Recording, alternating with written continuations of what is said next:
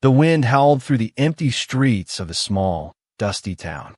The sun, already sinking low behind the jagged mountains, cast a dim orange light across the broken landscape. Samuel Hayes, a man weathered by loss and too many years of loneliness, rode slowly toward the Mercer cabin, its silhouette looming against the horizon like a forgotten memory.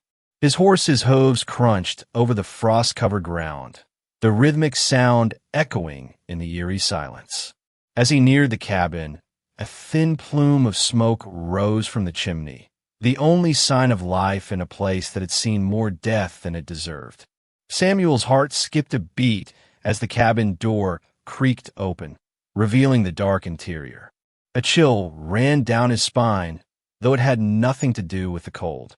He wasn't sure why he was here or what had drawn him to this forsaken place, but he had a feeling that something waited inside for him. Stepping off his horse, he approached cautiously, pushing the door open wider with a groan.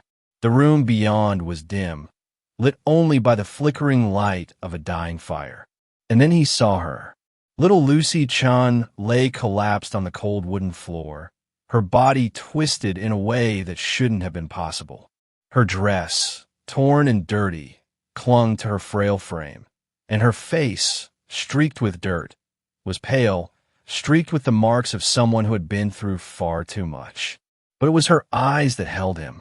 Those eyes, wide, pleading, filled with terror, looked up at him as if she was seeing something more than just a stranger. They were eyes that belonged to his son, the son he'd lost 3 years ago. "Please don't hurt me. I can't walk," she whispered, her voice barely audible, hoarse from fear. Samuel froze in place. The words cut through him like a knife. His heart clenched as the memory of his own child, of his son's broken body, flooded his mind. He had never been able to protect his boy, had never been able to save him. And now this little girl, helpless and broken, needed him. Could he fail again? Was he too far gone to care? For a moment, he stood motionless, caught between the weight of his own grief and the desperation in the girl's eyes. But then, just as quickly as the thought came, it was gone.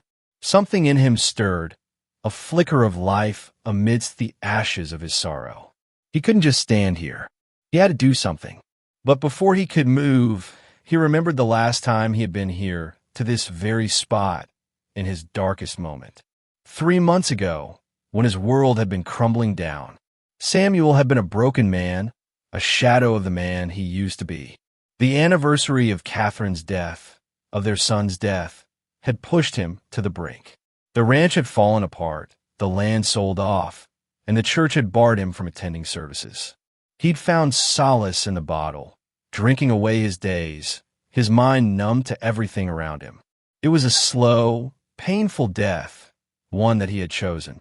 Then Moses Williams, the old Buffalo soldier who worked the ranch with him, had shown up one cold, bitter morning. Moses was always direct, never one to sugarcoat things. He'd found Samuel slumped over in his own misery and had told him, in no uncertain terms, that he was killing himself slowly. "You've sold half your land, boy. The bank's about to take the rest. You're choosing death. You've got to live, Samuel." But Samuel hadn't known how to live anymore. How could he, after losing everything?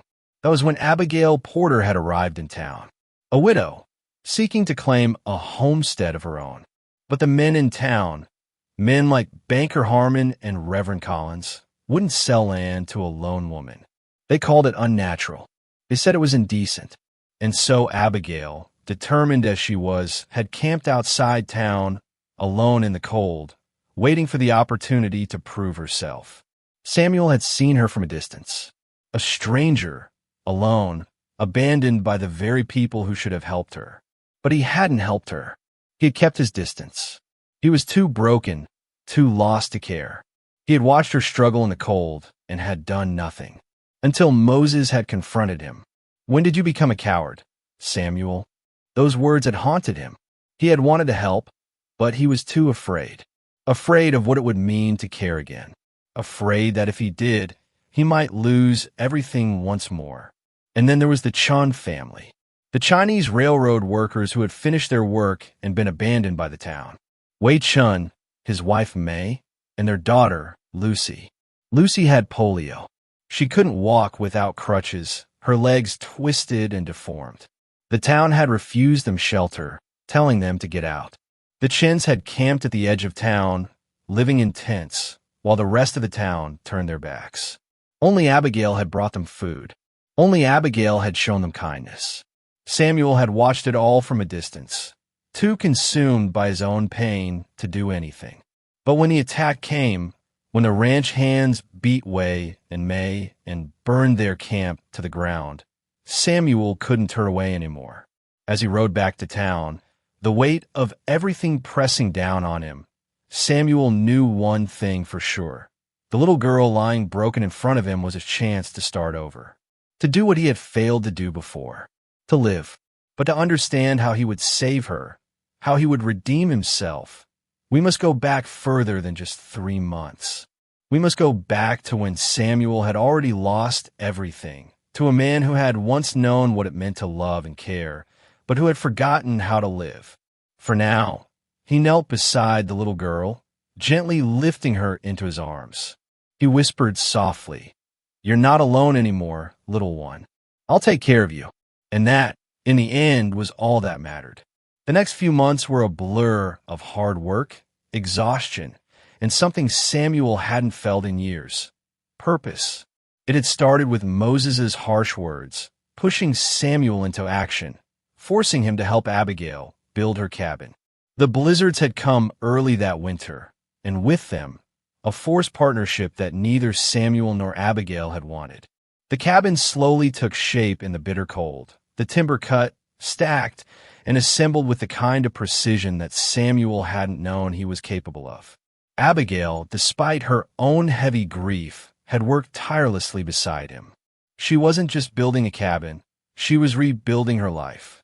She shared her story with Samuel one cold evening as they sat beside a fire, telling him how her husband's gambling had ruined their lives, how he had ended it all, and how the town had turned against her, blaming her for his death. Samuel, too, opened up. He told her about Catherine, how she had died in childbirth while he was away, how his son had been taken from him. They both carried scars, but the shared pain had started to form a bond. They weren't just two broken souls trying to survive anymore. They were becoming something more. Moses, the old buffalo soldier, had joined them in the work. The three of them, working together day after day, had formed an unlikely family. While the cabin rose from the snow, so too did a connection between Samuel and Abigail. But the gossip in town was as harsh as the winter winds, and the people couldn't stomach the sight of a widow working alongside a man who had long given up on life. It wasn't just the work that had brought them together. It was the people they were becoming. Samuel's heart had started to open again, and Abigail had brought something back to life inside him he had long forgotten. In the midst of it all, the Chun family remained outside the town's walls, enduring the isolation that came with being different, with being unwanted. Only Abigail dared to help them, bringing them food in the dead of night. Samuel had watched from a distance, telling himself it wasn't his fight, but inside, something shifted. And then, the night the ranch hands had attacked the Chun camp, everything Samuel had told himself came crashing down. The men had beaten Wei Chun, and May, trying to protect her daughter, had been injured. And Lucy, the little girl who had stolen a piece of Samuel's heart, had fled into the woods on her crutches, disappearing into the night. The following 2 days were a blur of frantic searching. Samuel, despite all his fears and doubts, knew what he had to do. Abigail had begged him to help, to go find Lucy, but fear had paralyzed him. The town had turned a blind eye, not caring whether a Chinese girl, a mere child, survived. As the days dragged on, Samuel's guilt had grown heavier. Then, a town meeting at the church, led by Reverend Collins, had turned the town's condemnation on Abigail. She had defended the Chins, and in doing so, had condemned herself in the eyes of the town. Samuel had remained silent, watching as the church, a place he had once found solace, became a weapon of hatred. Reverend Collins had used his pulpit to vilify Abigail, and Banker Harmon had joined in, threatening to call in Samuel's loan. The pressure had been too much for Samuel. The silence in that moment had been his betrayal, and Abigail had seen it. She had walked out, heartbroken, leaving Samuel to wrestle with his own cowardice. As she left, the words Moses had spoken echoed in his mind. "You're choosing death again. That little girl is dying out there while you hide." But it wasn't just Lucy who needed him. It was Abigail, too. He had already failed them both.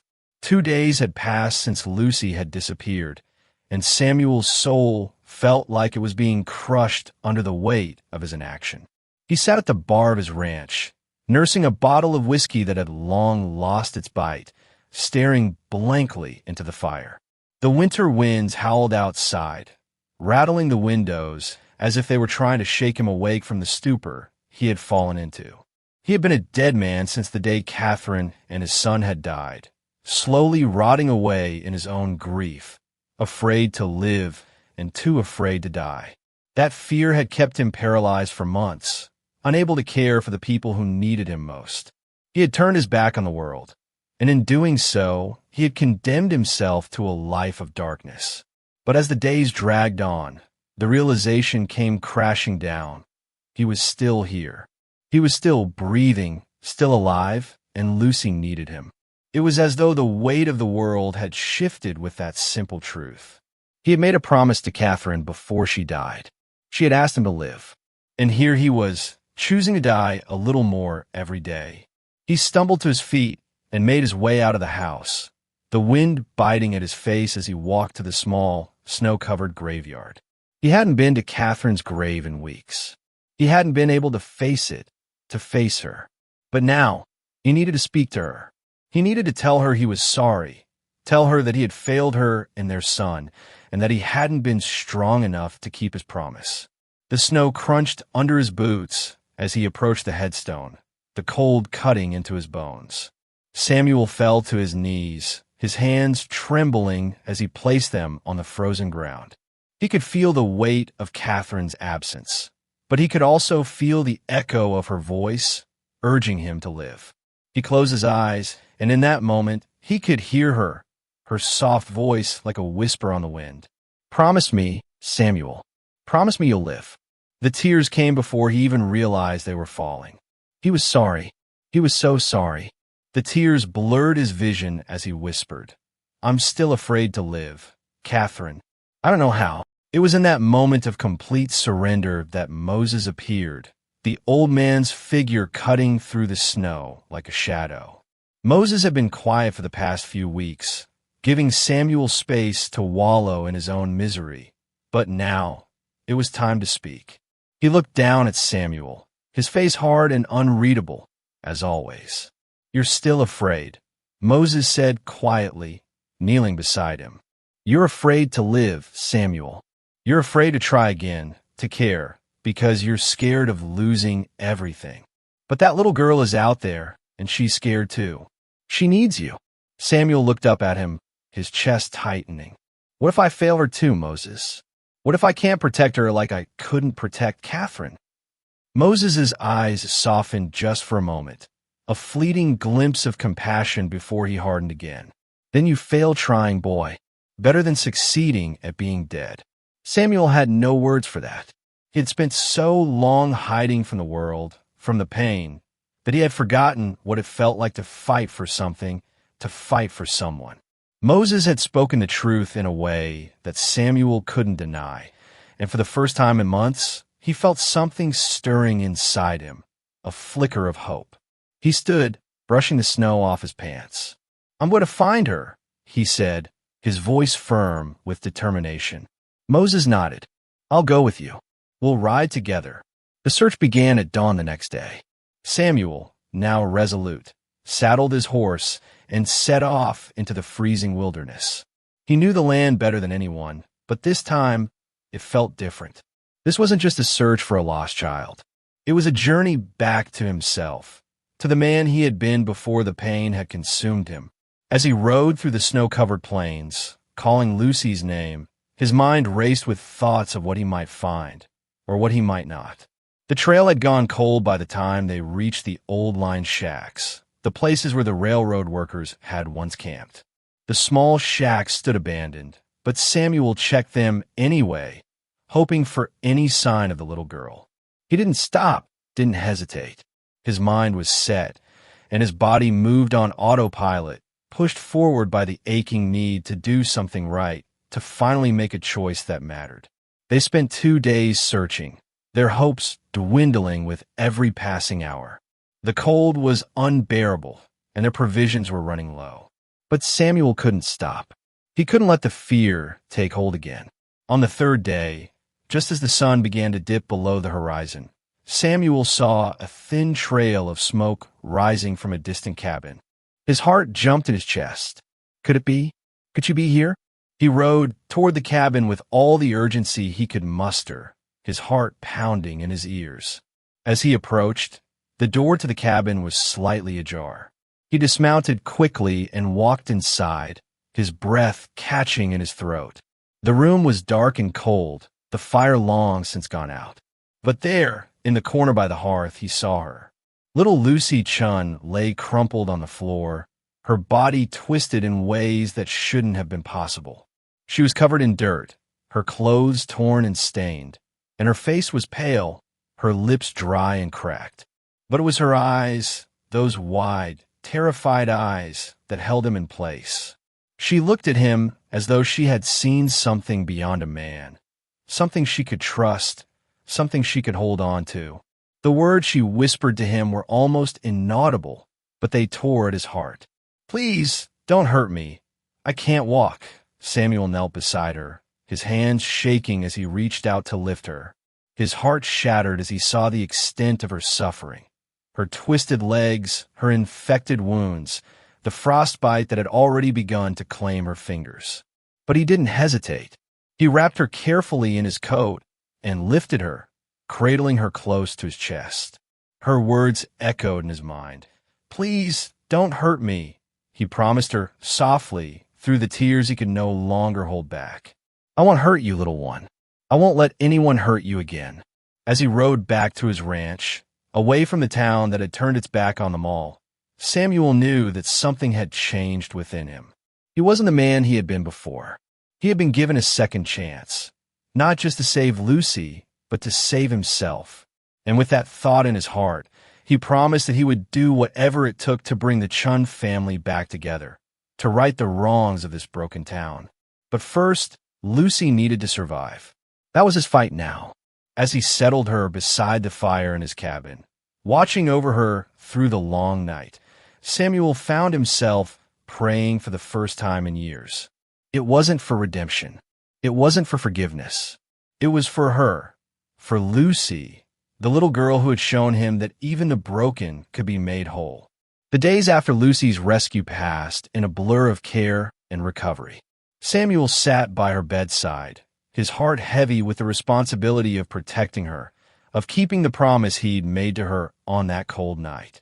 Moses, ever watchful, had been there to help tend to Lucy's wounds, keeping a vigilant eye over both the girl and Samuel, who, despite his best intentions, was still broken in ways that couldn't be healed overnight.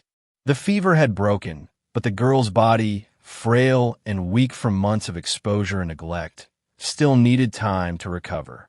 Samuel stayed close, his every action focused on the girl who had come to symbolize the future he feared he had lost forever. He carved her wooden toys in the dead of night, his hands, once calloused by hard work, now softening with care. And in those quiet moments, with the fire crackling in the hearth, he'd read to her, the sound of her soft voice echoing in the small cabin as she asked questions no child her age should have to ask. "Why did God make my legs wrong?" she'd asked one evening, her voice trembling. Samuel's heart ached, but he held her small hand and gave her the most honest answer he could. "I don't know, little one, but he gave you a strong heart." As days turned into weeks, Lucy's condition improved.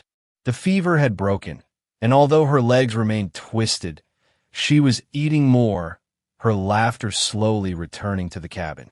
Still, despite the promise Samuel had made, the past refused to let him go. The sheriff, his old enemy, had begun to make his presence known, coming by the ranch to check in on Samuel, as if to remind him that the law of the land still held sway over everything. Samuel could feel the pressure building, feel the walls closing in. Sheriff Barnes, with his cold, unyielding manner, had already warned Samuel once about harboring the Chin family. He had made it clear that Lucy was a Chinese orphan, and that it was the state's responsibility to take her into custody. Samuel knew it wouldn't be long before the sheriff returned, demanding the child be handed over, and that day, Samuel was ready. He had already made up his mind. He wasn't going to let them take Lucy. Not again. Not after all she had suffered, and certainly not after the promise he had made to her. When the sheriff and Banker Harmon showed up that day, standing in the doorway of Samuel's ranch, the air was thick with tension. Lucy, sitting on the floor, clung to Samuel's leg, her eyes wide with fear. Samuel, standing tall, didn't flinch as the sheriff spoke, his voice as cold as the winter winds outside. "You need to hand her over, Hayes. She's a ward of the state now. The law says so." Banker Harmon stood beside him, his face twisted in a sneer. "You know the law, Samuel. This is a business transaction. Hand over the child, and the rest of your debts can be forgiven." Samuel's blood boiled. He knew exactly what Harmon was implying. He was using Lucy, using her as leverage to control Samuel, to break him. He wasn't going to let it happen. "You'll take her over my dead body," Samuel said, his voice low but steady. The words hung in the air like a challenge. The sheriff looked at him, his eyes narrowing, but Samuel didn't back down. He stood firm, resolute. Moses, who had been standing silently in the corner, stepped forward. "You're going to have to go through me first," Moses said, his old hand resting on the rifle slung over his shoulder. The sheriff hesitated, his gaze flicking from Samuel to Moses and back again. For a moment there was silence. Then the sheriff's hand twitched, as though considering whether to draw his weapon. But in the end, he stepped back, his face hardening with anger. "You're making a mistake, Hayes," the sheriff muttered before turning on his heel and walking away. Banker Harmon followed him, throwing a last, venomous look at Samuel. But they were gone, at least for now. Samuel didn't feel relief, though. The fight wasn't over yet. He knew they would be back, and next time, they would come with more men. The sheriff wouldn't stop. The banker wouldn't stop. But neither would he. Samuel wasn't the man he used to be. He had found something in himself, something he thought he had lost forever. And it wasn't just his own redemption he was fighting for now. It was for Lucy, for the Chun family, for the future they all deserved. He turned to Moses. "We need to go to town. We need to face them." Moses raised an eyebrow, clearly surprised. "You sure about that? Going to the town's not going to be easy." "The people in that town," Samuel cut him off. "I don't care. It's time we fight for what's right." Moses nodded, his face softening with understanding. "All right then, let's do this." They made their way to the town, the small group of men riding through the streets, their horses' hooves clattering on the cobblestones. When they arrived at the town square, Samuel's heart raced. The people were already gathering, whispering among themselves.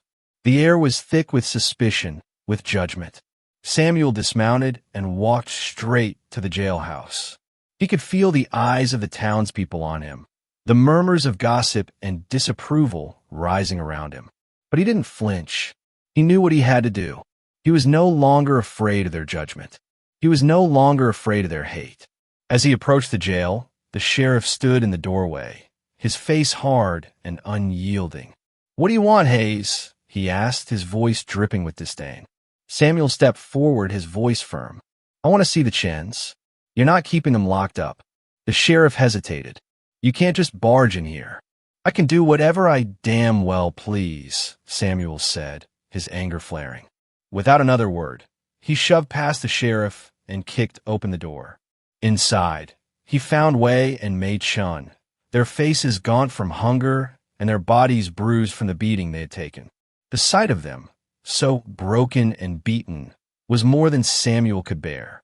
He moved to them, his heart heavy with shame. May's eyes filled with tears when she saw him. "Is Lucy alive?" she whispered, her voice trembling. Samuel nodded, his throat tight. "She's safe, and I'm getting you out of here." But just as they were about to leave, the sheriff tried to stop them. "You can't just take them," he shouted. Samuel blocked the doorway, his body tense. "I said, they're leaving. Now." Moses stepped forward, his rifle at the ready. "Nobody's stopping us." The sheriff backed off, his face twisted in frustration, but he didn't dare challenge them. Samuel and Moses freed the Chins, and they led them out into the street. The mob had already started to form, led by Banker Harmon, who shouted at the crowd to stop them. "He's breaking the law. Arrest him." But Samuel stood tall in the middle of the square, his voice cutting through the chaos. "Then arrest me." The words rang out defiant, powerful. For the first time in years, Samuel didn't care about the consequences.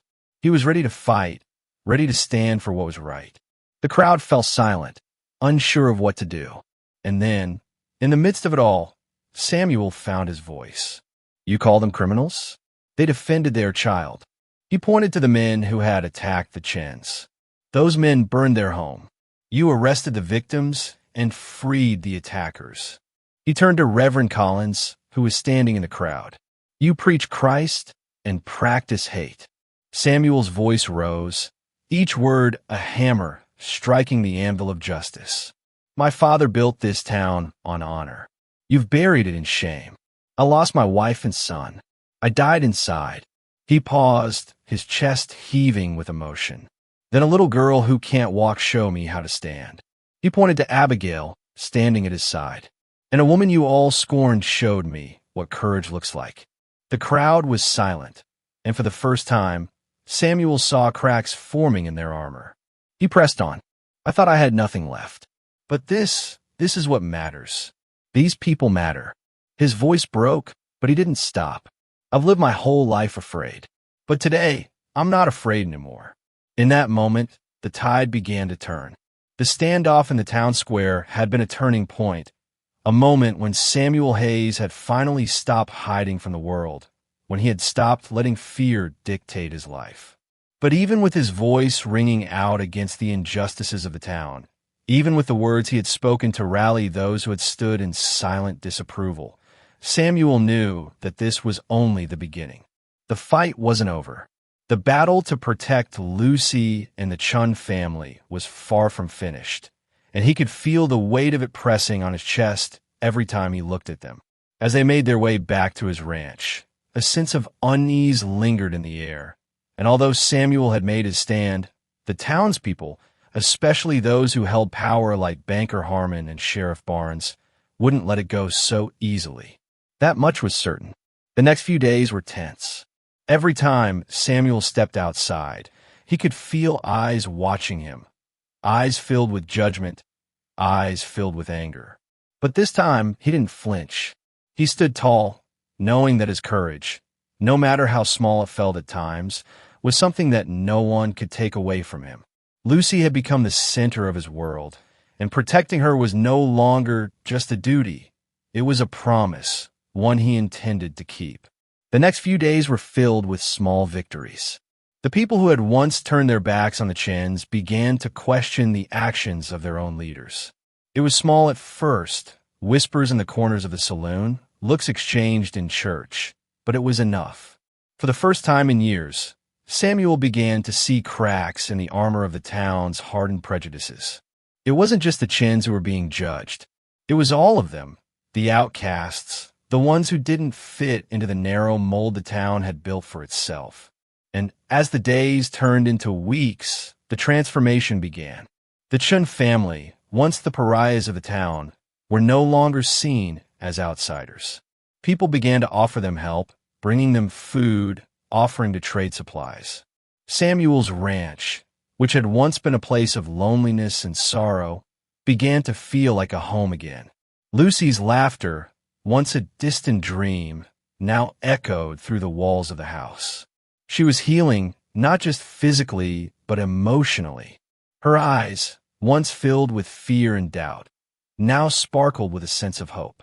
And even as the town slowly began to change, Samuel knew that the real battle was still to come.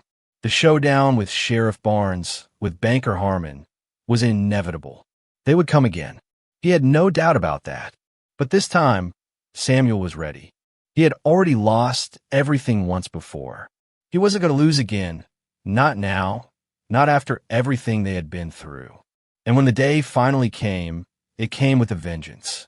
Sheriff Barnes rode up to the ranch with several of his men, and Banker Harmon was right behind him. The tension in the air was palpable, thick with the anticipation of the fight that was about to unfold. Samuel stood in the doorway of his cabin, his hands resting on the rifle slung across his back, his face hard as stone. Lucy and May were inside, huddled together by the fire, and Samuel wasn't about to let them be torn away from him again. He wasn't going to let that happen. As the sheriff and his men dismounted, Samuel's voice rang out, clear and steady. "What do you want, Barnes?" The sheriff sneered, his eyes filled with contempt. "I want you to hand over the child, Hayes. It's time to face the law." Samuel didn't flinch. "You've already faced me," he said, his voice cold. "And you know what that means." The sheriff looked at him, his lips curling into a thin, angry line. He motioned to his men. "You're going to regret this, Hayes. You're going to regret it when we drag you out of here by your neck." Samuel's eyes flicked to Moses, who stood behind him, rifle in hand. Moses said nothing, but his presence spoke volumes. The tension was thick, as if the entire world had stopped breathing, waiting for the first move. And then, as if on cue, the crowd began to gather, the people from town who had come to witness the inevitable confrontation. It was a different crowd this time. These were the people who had heard Samuel's words, who had seen the truth behind the lies, and who had begun to question the systems that had kept them in fear. They had started to believe in something bigger than themselves, something that could change the town for the better. But even as the townspeople stood by Samuel's side, he knew the sheriff and Banker Harmon wouldn't back down. The fight had to be fought, and it had to be won. The sheriff's hand twitched, and Samuel saw it, the flash of recognition in his eyes. He wasn't just a sheriff anymore.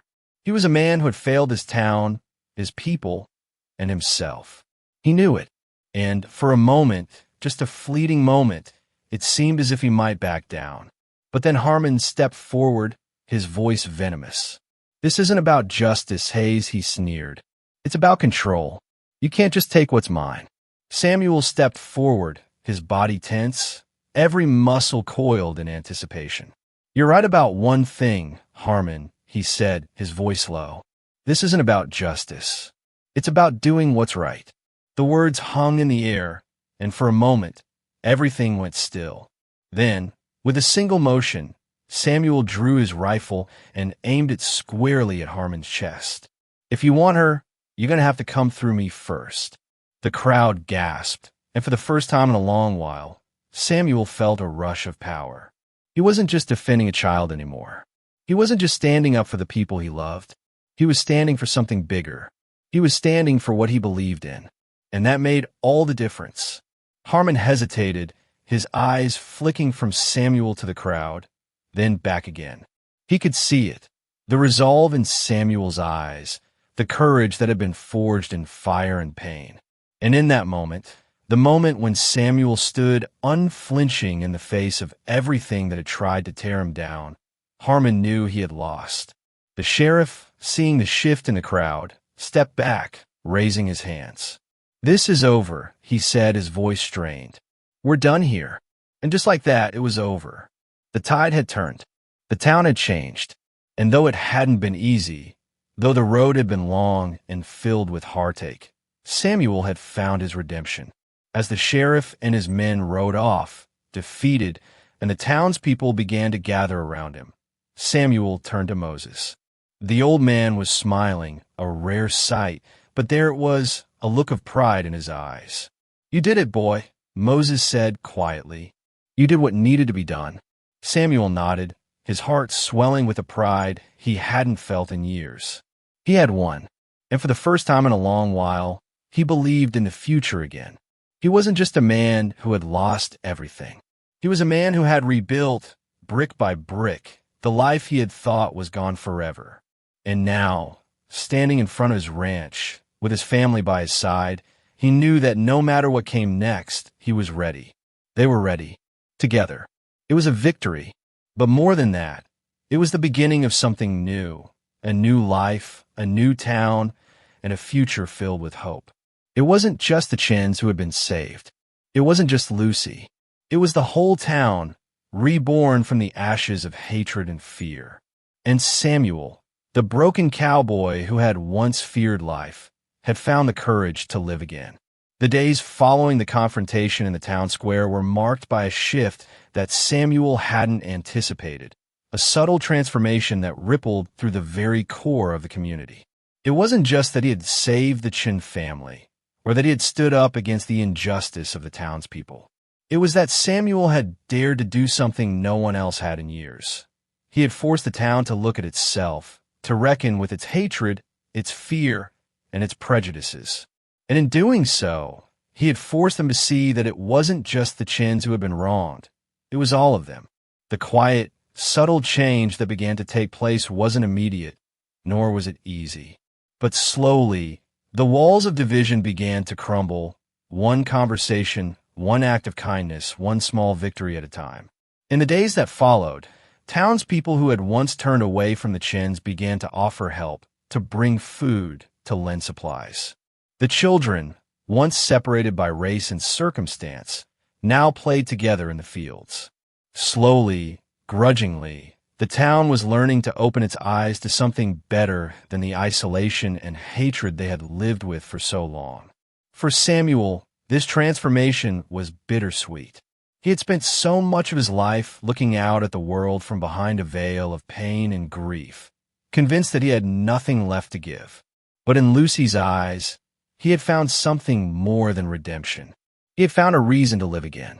And as he sat beside the fire in the cabin, reading stories to Lucy as she sat on his lap, he realized that this little girl, this broken child, had saved him in ways he hadn't even begun to understand. She had reminded him of the value of life, of love, of family, and of the courage it took to fight for what was right. She had reminded him of what it meant to live. In the weeks that followed, Samuel and Abigail had become inseparable. Their bond, forged in the fires of grief and hardship, had only deepened. They worked side by side, not just to rebuild the ranch, but to rebuild the community. Abigail had begun teaching in the cabin, with Lucy as her first official student, her small hands eagerly tracing letters in the dirt as she learned to write. The other children joined in, and for the first time in years, Samuel had seen the town come alive with the sound of laughter, the sound of learning, the sound of people working together towards something better. But it wasn't just the children who had been transformed. The adults, too, had begun to change. They had seen something in Samuel, something in Abigail, something in the Chins that had forced them to look at their own flaws, their own shortcomings. Slowly, even the most staunch critics began to soften, one by one. The town wasn't perfect, far from it. There would always be those who clung to their old ways, to their fear, to their hatred. But now, there were enough people willing to stand up against them, to fight for what was right, to fight for a future where everyone had a place. As the seasons changed, so too did the town. The once desolate streets, filled with the echoes of bitterness and fear, now hummed with the sounds of progress. The Chin family had settled in a cabin on Samuel's land, with the townspeople working together to build it. It wasn't much, but it was theirs, and it was a home. May had begun cooking for the town, teaching the women of the community the art of Chinese cooking, blending cultures in a way that had never been done before. And Wei had worked alongside Samuel, learning how to run the ranch, how to care for the land that had been given to him. There were still challenges, of course. The past couldn't be erased that easily. But the sense of community, the sense of shared purpose, had become something stronger than any of them could have ever imagined. Samuel had found something in himself he thought he had lost forever. He had found the courage to stand up for what was right, not just for himself, but for those around him. And for the first time in years, he didn't feel the weight of the past bearing down on him. He didn't feel the loss of Catherine and his son so deeply. It was still there, of course.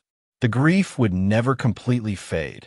But now, there was hope and there was love. And that was something worth living for. The morning of the wedding arrived with the warmth of a new beginning. It had been 3 weeks since the town had come together to support Samuel and Abigail. The cabin, once a cold, empty place, was now full of life. The fire crackled on the hearth. The scent of baking bread filled the air, and the laughter of children echoed through the halls. Samuel stood at the edge of the porch, looking out over the land that had once been a symbol of his failure, now a symbol of his redemption. The wind swept through the trees, carrying with it the promise of something new. Abigail came out to join him, her face glowing with happiness, her eyes filled with the light of a future she had once thought was impossible. Samuel turned to her, his heart swelling with emotion.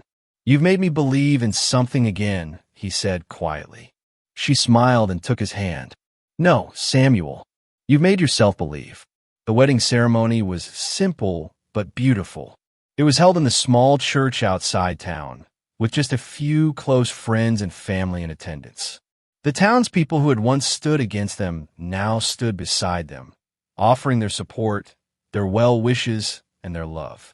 Reverend Collins, once an adversary, now stood at the altar, his voice humble and sincere as he officiated the ceremony. The vows were simple, but the words carried the weight of everything that had come before. Samuel promised to love Abigail for the rest of his life, to honor her strength, her courage, and her kindness. Abigail promised to stand beside Samuel, to support him, and to love him with all her heart. And when they exchanged rings, with Lucy standing by their side as the flower girl, there was a sense of peace, of completion, that settled over them all. As they walked out of the church, hand in hand, the sun was setting on a new chapter of their lives. The town, once fractured and divided, now stood united, its people working together to build a better future. The Chun family, once outcasts, had found a place of belonging. And Samuel Hayes, the broken cowboy who had once lost everything, had found something more valuable than he ever imagined: a family, a home, and a future. 3 months later, the transformation was complete. The ranch was thriving, and the Chun family's cabin had become a home, a place of warmth and love. Abigail's school had grown, with 25 students from all walks of life, learning together, side by side.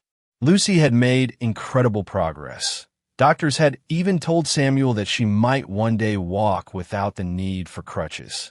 The community that had once been fractured by fear and prejudice was now known for its tolerance, its willingness to embrace change, and its capacity for love. It was a town reborn, and Samuel knew that he had been a part of something bigger than himself. He had been a part of something that would endure long after he was gone. And as he walked through the fields with Abigail and Lucy by his side, he couldn't help but feel a sense of peace.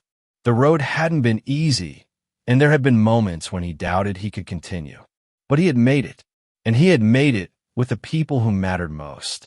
As they reached the cemetery, Samuel paused, his heart heavy with the memory of his wife and son. He had never truly let go of them, never truly found peace. But today, standing here with his new family, he felt a sense of closure. "I've kept my promise, Catherine," he whispered, his voice breaking. "I've lived." Abigail stepped beside him, her hand on his arm. "And you've loved," she said softly. "You've loved with everything you have." Together, they stood at the gravesite, the wind blowing gently through the trees, as Samuel placed fresh flowers on a headstone. Lucy, standing beside them, smiled up at him. "Can we go home now, Papa?" she asked, her voice full of innocence and hope. Samuel smiled, his heart full. "Yes, little one, let's go home."